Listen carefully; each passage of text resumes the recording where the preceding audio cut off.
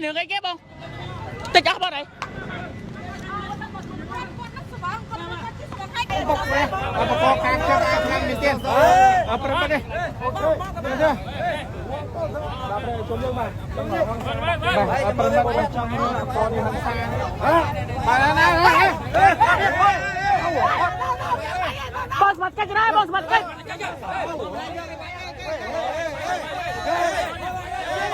bos mặt cách này không, bos mặt cách này, ở tam váy bông bè con thọ bán rồi. Cháu chụp ba cá này, nó quên này mà đo tờ bốn cứ miếng hai bờ rong mà lại nâng tiền. Chà, nhầm chắc cái gì? Nhầm chắc không đó, chứ nhầm chắc không nâng tầm đồng, chắc không nâng tầm đồng, nhầm chắc ở trên cha, chụp ba, chụp ba, bông miếng nướng cái ghép bông, tiết chắc bao này.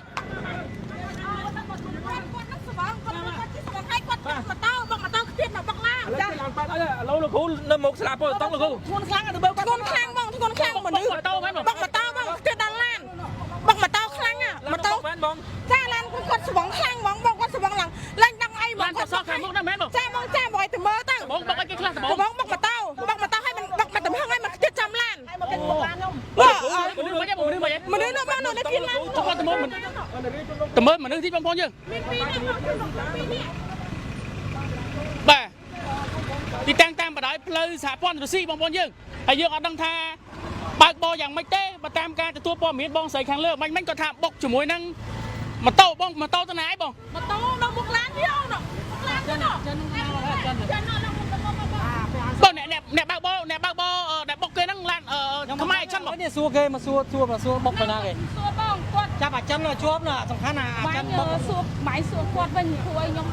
thầy à bong chi lên rồi chốt mến bong nhung chi là được vô này bong là xa lan chân quạt mơ bị khỏi quạt bọc mà tàu hay quạt mà bọc lan nhung tiền จังมาในทางลานทางกลางจะบอกมาโตแต่บอกนั่นคือลานบอกจนชิดจันดิ cha ให้จะบอกมาโตมาตั้ง mà tàu hayมันมาbọc lan nhung bị khỏi ขนมลานไว้มีขมายนี่บ้างนะ คือไม่บ้านแต่xa nhung mà mơ ao nhung mơ bị nấu bệt ăn đuông บ้องสำรวจรำบ้างมวยบ้างมาทอดรำไปยังนะ สบายเลยบ้องยังมาได้เลย สำรวจรำบ้างแล้วกำปองแต่ต้องตะลานเป็ดสุดท้ายไหมบ้างนะบางยังแต่มือเนี่ยระกายจะปัดจะไปไปน้ำมาปีนาปีไหนเนี่ย งวนเป็นต้นงวนเป็นเต้นนะ ปังมาดอขมนี่ เทียม บอกกลมชอบมันนึกกลมชอบกูก่อน โอ้ทีมาหนังมั้งอ่ะ จุบกตั้งไปเลยพลังเทียนมานั่งมอง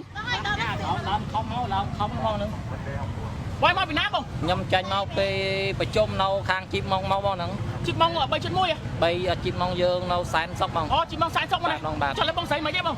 cọt กระปุกกระปุกอัดไอ้บ้างเนี่ยเชียงเฉิงนะกระปุกแกลานเป็ดมันได้ร้อยบ้างลานเป็ดมันได้ร้อยจำติ๊กบ้างบ้องชิมมันโตกี่ไหมบ้าง nó khom lan nó là song sôn đập จังคอท้ายบ้างคอลานเป็ดท้ายบ้างลานบ้องนึกของลานปอซ้อนนั่งเหม็นจังมาในทันละมาโตรถยนต์นั่งบกลานให้เอาตัวน้องบ้าไหนบอกไงบ้อง mau lâu nhâm chim mau tăng tayขึ้นkhom đâm xây ní บ้องชิเกียนให้ បាទ เกียนให้ตามบ้องมาบ้องตาม vậy nó kiên kháng chi nó kháng nó hơi một đó tuyệt lan con bông bông ốc nhâm to lộn nó จุ่มหรือเบือนยังไม่ได้หรือเบือน nhưng mà đàn mơ đây bông ơi nhâm đang đặt con bốn ná nhâm chi mau kháng nhâm chi mau môi một bọc bông phọt vô mỏ nó บกเตียงก็มั้ง បាទទៀតបងមកចូលក្រុមឡាននេះខ្ញុំលំបែកភ្នែកទៅខាងហ្នឹង ចាំតិចបងណាចាក់តងរថយន្តសង្គ្រោះហើយបងចាំតិចឡានពេទ្យមកដល់ហើយបងយើងនេះគឺជាបងប្រុសបងស្រីដែលគាត់ជាអ្នកបើកបរម៉ូតូតាមបណ្ដោយផ្លូវសហព័ន្ធរុស្ស៊ីពីកើតមកលិចវិញហើយលុះមកដល់ត្រង់នឹងចំណុចមុខអេស៊ីលីដាក្បែរនឹងសាលាបឋមសាលាពោធិ៍ចតុងក៏ត្រូវបានរថយន្តមួយគ្រឿងបើកបុកពីក្រោយហើយរថយន្តខាងលើមិនតន់អស់លបឿនក៏ត្រូវទៅបុកជាមួយនឹងរថយន្តបលែនមួយគ្រឿងទៀតបងប្អូនយើងនេះបាទឥឡូវយើងទៅមើលរថយន្តដែលបើកបុកដំបងបងប្អូនយើងនៅខាងមុខនេះគឺជារថយន្តបលែនដែលបន្ទាប់ពីបុកម៉ូតូហើយមកបុកជាមួយនឹងរថយន្តបលែននេះមិនតាំងទៀតមិនតន់អស់លបឿនម៉ូតូក្រោមរថយន្តនោះទៅខាងនោះបងប្អូនយើងបាទយើងទៅមើលជាមួយនឹងរថយន្តខាងលើដែលបានបើកបុកម៉ូតូដំបងបងប្អូនយើងមិនដឹងថាការបើកបររបស់គាត់យ៉ាងម៉េចទេបានជាបើកមកបុកជាមួយនឹងម៉ូតូនៅខាងគៀនផ្លូវហើយហ្នឹងបងប្អូនយើងមកតាមការបញ្ជាក់របស់បងប្អូនដែលគាត់ជាអ្នកបើកបរម៉ូតូគាត់ថាគាត់ជិះនៅគៀនផ្លូវហើយ តែត្រូវបានរថយន្តខាងលើបើកមកបុកពីក្រៅយ៉ាងពេញទំហឹងបណ្ដាលឲ្យផ្លោងមនុស្សឡើងទៅលើខឿនផ្លូវបងប្អូនយើងនេះគឺជារថយន្ត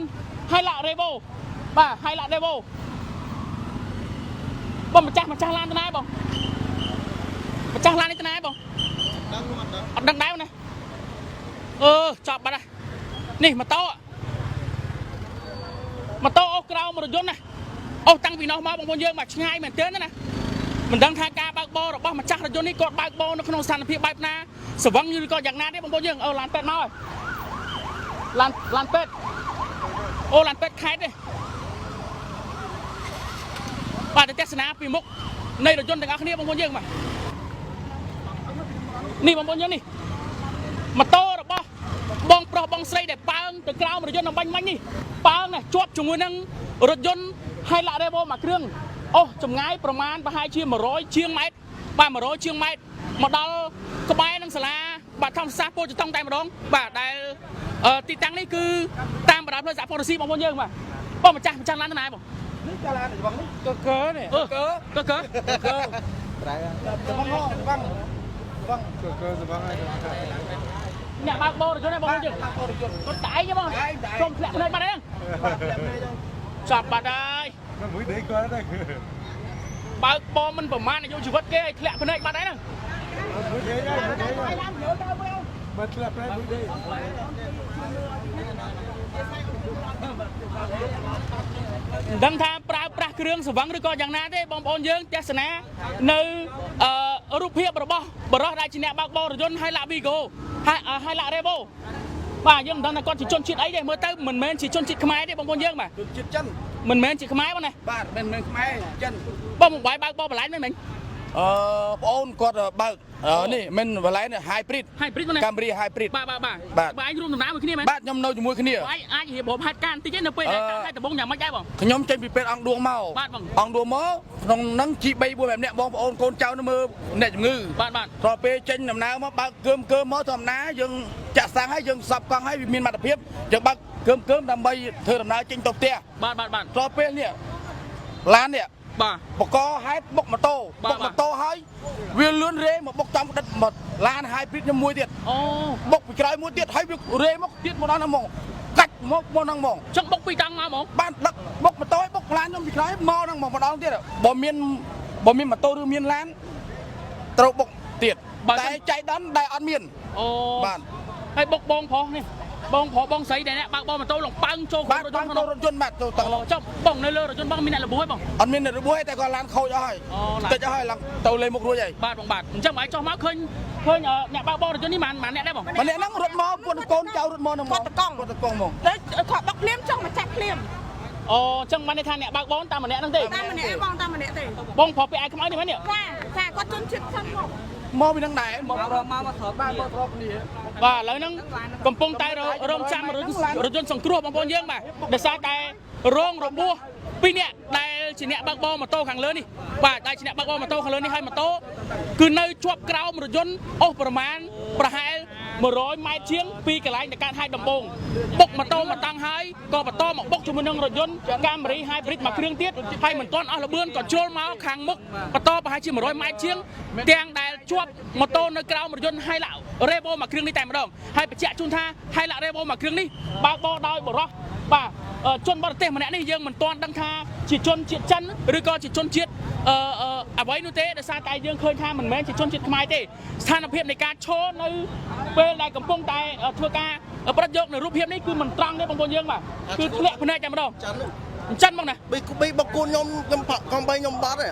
ខ្ញុំបាត់ហើយលេងមកបីក្បែរកង់3ខ្ញុំមកកំណែមកហឹងនឹងកាច់កិនអ្នកញៀវដែរបើមិនបុកបងឯងក៏បន្តមកបុកគេដែរវាបុកជាមួយឡានហើយកម្មនេះCamry LE នេះវាបុកហើយអាម៉ូតូហ្នឹងមកវាបុកអាម៉ូតូហ្នឹងអ្នកកាន់ម៉ូតូហ្នឹងគឺកាច់កាន់ត្រឡប់ត្រឡិនមកបាទប៉ុន្តែក្បែរកង់3ខ្ញុំដែរខ្ញុំថាបើសិនជាកង់3ខ្ញុំវិញដឹងដល់ប៉ុណ្ណាទេមិញបាទណាត់តែ2នាក់បងប្រុសបងស្រីដែលគាត់ជាអ្នករួមដំណើរនិងអ្នកបើកបរម៉ូតូនោះប៉ើងទៅក្រោមរថយន្តដែលនៅលើខឿននោះបាទដែលចតនៅលើខឿនផ្លូវបុកប៉ើងមនុស្សឡើងទៅលើខឿនហើយជាប់អូសម៉ូតូបងប្អូននេះបាទបងប្អូននេះម៉ូតូបាទចំឡានអ្នកកសែតដែរអូបាទអ្នកកសែតដែរបាទនេះអូ ចម្ងាយ100ម៉ែត្រជាងទាំងដែររថយន្តមួយគ្រឿងនេះបាទបុកជាមួយនឹងម៉ូតូហើយទៅបុកជាមួយនឹងរថយន្តកាមេរី hybrid មួយគ្រឿងទៀតហើយជាប់ជាមួយនឹងម៉ូតូអូសមកមុខទៀតបាទមិនទាន់ទៅណាឆ្ងាយពីកន្លែងកាត់ហេតុក៏ត្រូវបានអស់លបឿនបាទអស់លបឿនដូចជាដាច់កលេទៅមុខឡើងរួចក៏ត្រូវបានឈប់នៅទីតាំងនេះហើយត្រូវបានបងប្អូនប្រជាពលរដ្ឋជួយនាំគ្នាខាត់ក៏ដូចជាម្ចាស់រថយន្តកាមេរី hybrid ក៏បាត់មកខាត់បាទម្ចាស់រថយន្តហើយម្ចាស់រថយន្តដែលបើកហើយឡាដែរបងនោះដឹងមិនបងប្អូនមើលទៅគៀកទីមើល Hello កាកា Are you Chinese Chinese Oh Chinese ចិនបងយើងជនជាតិចិន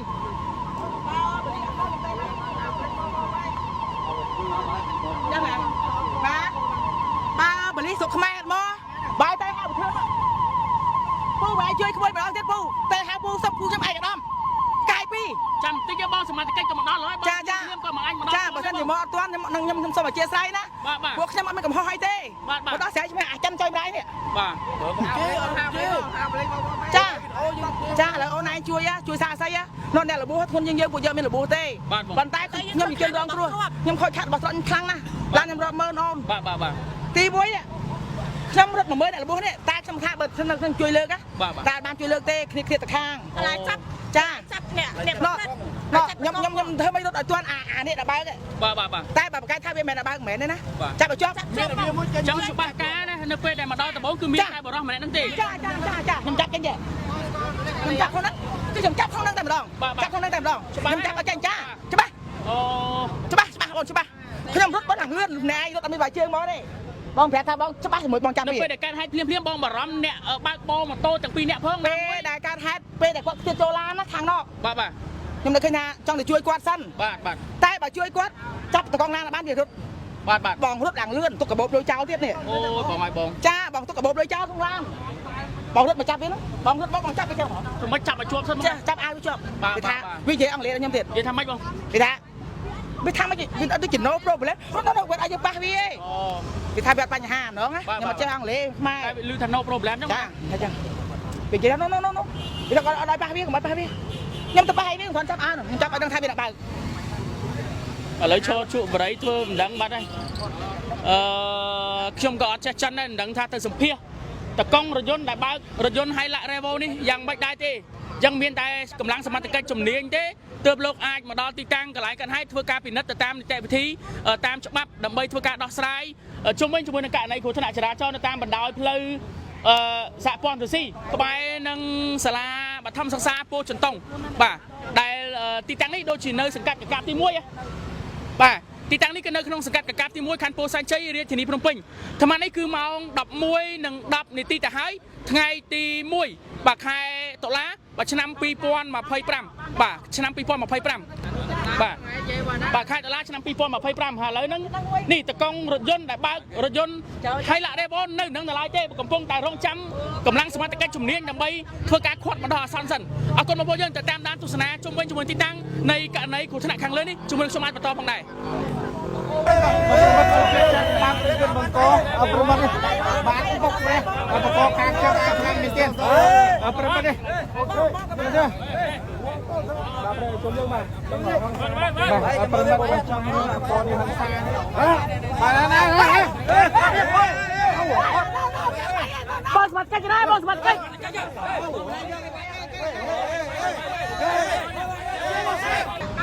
ក្រោយពីកើតហេតុសង្កេតឃើញថាអ្នកបើកបររថយន្តម៉ាក Toyota Hilux Revo មួយគ្រឿងនេះជាជនជាតិចិនបានខលទំនាក់ទំនងហៅគ្នាមកបន្ថែមទៀតប្រមាណ 2 ទៅ 3 នាក់ទៀតដើម្បីឲ្យជួយមកមើលនិងសម្រួលនៅចំណុចទីតាំងកន្លែងហេតុក្រោយពីបពពួករបស់ជនជាតិចិនដែលជាតែកង់បើកបររថយន្តមួយគ្រឿងនេះបានមកដល់ហើយស្រាប់តែមានការចន្លោតតោតងបកែកចង្អេងចង្អាងជាមួយនឹងប្រជាពលរដ្ឋក៏ដូចជាជាមួយនឹងអ្នកសារព័ត៌មាននៅចំណុចទីតាំងកន្លែងកើតហេតុនិយាយពីថាដេញវាយបរិះម្នាក់ថែមទៀតផងដែរបាទដេញទៅសុខឺតជាមួយនឹងបរិះម្នាក់ដែលជាប្រជាពលរដ្ឋបានឃើញហេតុការណ៍នៅចំណុចទីតាំងកន្លែងកើតហេតុណាព្យាយាមមកជួយមើលអ្នកដែលរងរបួសព្យាយាមជួយមកមើលជនជាតិខ្មែរដែលបានគ្រោះថ្នាក់ចរាចរណ៍នៅចំណុចទីតាំងកន្លែងកើតហេតុនេះស្រាប់តែជនជាតិចិន2 ម្នាក់នោះតាមទៅរករឿងដេញមកទៅដល់លើខឿនអំបញ្ញមិញបងប្អូនយើងដែលខ្ញុំបាទធ្វើការថតហើយខ្ញុំនឹងដាក់វីដេអូពេញជូនបងប្អូនយើងដែលកំពុងតែតាមដានទស្សនានៅវីដេអូនេះបងសមត្ថកិច្ចណាបងបងសមត្ថកិច្ចណាបាទ បាទជនជាតិចិនបងប្អូនយើងបាទយ៉ាបាយគេទៀតណា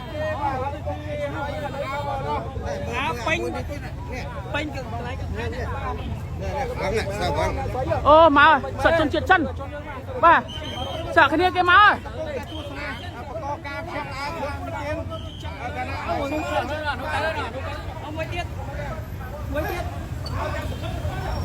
សាក់សង្វឹងបងប្អូនយើង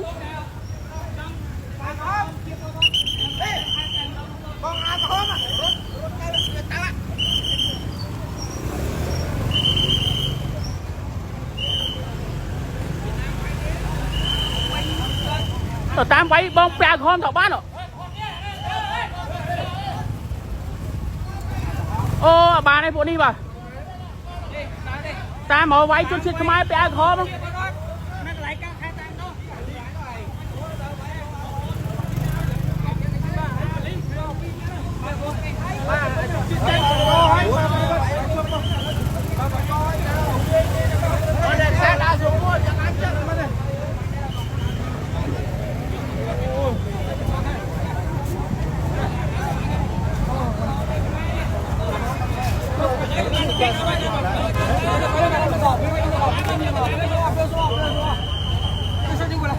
បាទសមត្ថកិច្ចឥឡូវយកអ្នកបើកបររថយន្តយកទៅបដាសន្នរបស់យើងបាទ